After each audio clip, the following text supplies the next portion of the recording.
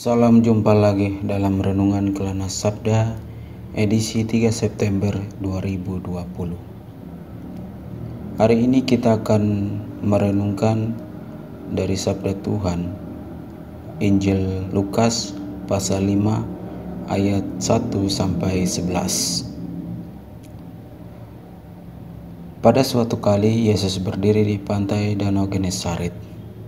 Sedang orang banyak mengerumuni dia hendak mendengarkan firman Allah. Ia melihat dua perahu di tepi pantai. Nelayan-nelayannya telah turun dan sedang membasuh jalannya. Ia naik ke dalam salah satu perahu itu, yaitu perahu Simon, dan menyuruh dia supaya menolakkan perahunya sedikit jauh dari pantai. Lalu ia duduk dan mengajar orang banyak dari atas perahu. Setelah selesai berbicara, ia berkata kepada Simon, "Bertolaklah ke tempat yang dalam dan tebarkanlah jalamu untuk menangkap ikan." Simon menjawab, "Guru, telah sepanjang malam kami bekerja keras dan kami tidak menangkap apa-apa. Tapi karena Engkau menyuruhnya, aku akan menebarkan jala juga." Dan setelah mereka melakukannya, mereka menangkap sejumlah besar ikan, sehingga jala mereka mulai koyak. Lalu mereka memberi isyarat kepada teman-temannya di perahu yang lain, supaya mereka datang membantunya. Dan mereka itu datang, lalu mereka bersama-sama mengisi kedua perahu itu dengan ikan, hingga hampir tenggelam. Ketika Simon Petrus melihat hal itu, ia pun tersungkur di depan Yesus dan berkata, "Tuhan, pergilah daripadaku, karena aku ini seorang berdosa." Sebab ia dan semua orang yang bersama-sama dengan dia takjub oleh karena banyaknya ikan yang mereka tangkap. Demikian juga Yakobus dan Yohanes, anak-anak Zebedeus, yang menjadi teman Simon. Kata Yesus kepada Simon, "Jangan takut, mulai dari sekarang engkau akan menjala manusia." Dan sesudah mereka menghela perahu-perahunya ke darat, mereka pun meninggalkan segala sesuatu, lalu mengikuti Yesus. Demikianlah sabda Tuhan. Bapak, Ibu, saudara-saudari yang dikasihi Tuhan, tidak kebetulan Lukas Penginjil menghubungkan panggilan Rasul dengan sebuah penangkapan ikan yang ajaib. Menurut penginjil Lukas, pemberitaan Injil adalah usaha guna untuk menyelamatkan manusia. Sebuah usaha untuk menyelamatkan manusia, yaitu dengan menangkap ikan.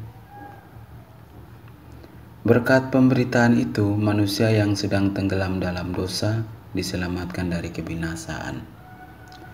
Rasul berperan sebagai pemukat manusia.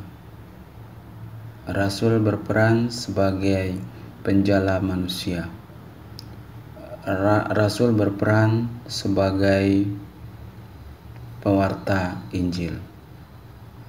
Dengan kata lain, Bapak, Ibu, saudara-saudari, Rasul berperan sebagai orang yang membebaskan dari apa? Dari dosa, yaitu dosa kita, dosa manusia.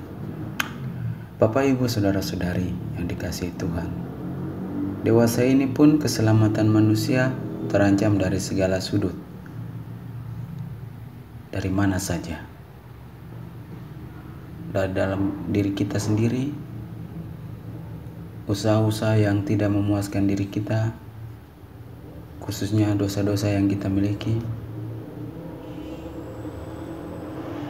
maka gereja akan diperlakukan secara serius bila para anggotanya benar-benar melibatkan diri dalam usaha penyelamatan dunia. Maka bila mereka begitu sibuk dengan usaha itu, orang-orang, manusia, bahkan kita selalu sibuk dengan usaha kita sendiri, dengan sikap kita yang begitu ego, tidak memikirkan tentang Allah yang memberikan hasil usaha jerih payah kepada kita. Kalau boleh dikatakan, kita bisa mirip seperti nelayan-nelayan yang menangkap ikan. Tidak ada niat usaha sedikit pun yang bersandar, yang melibatkan Allah dalam segala perjalanan hidup kita.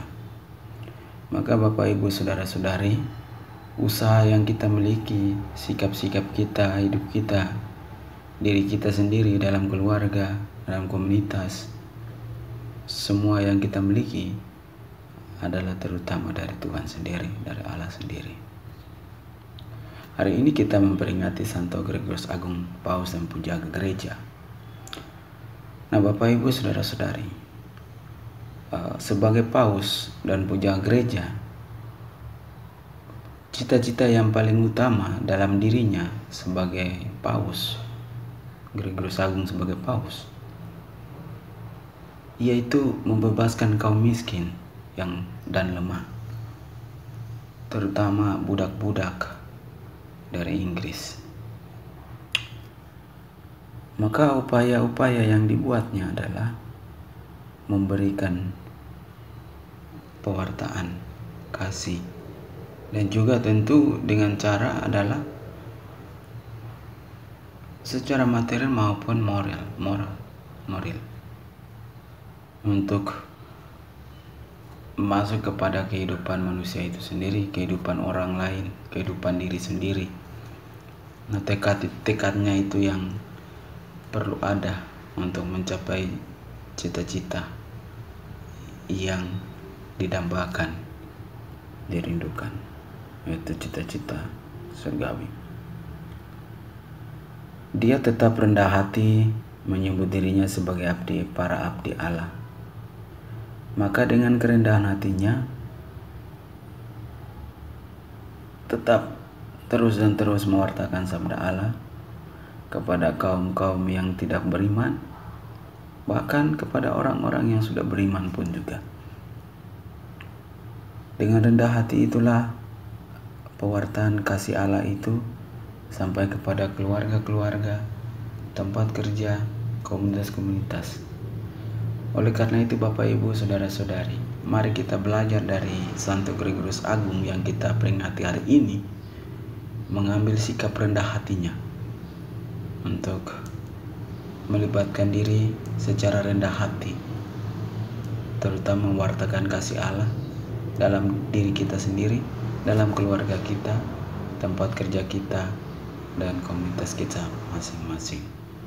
Tuhan memberkati.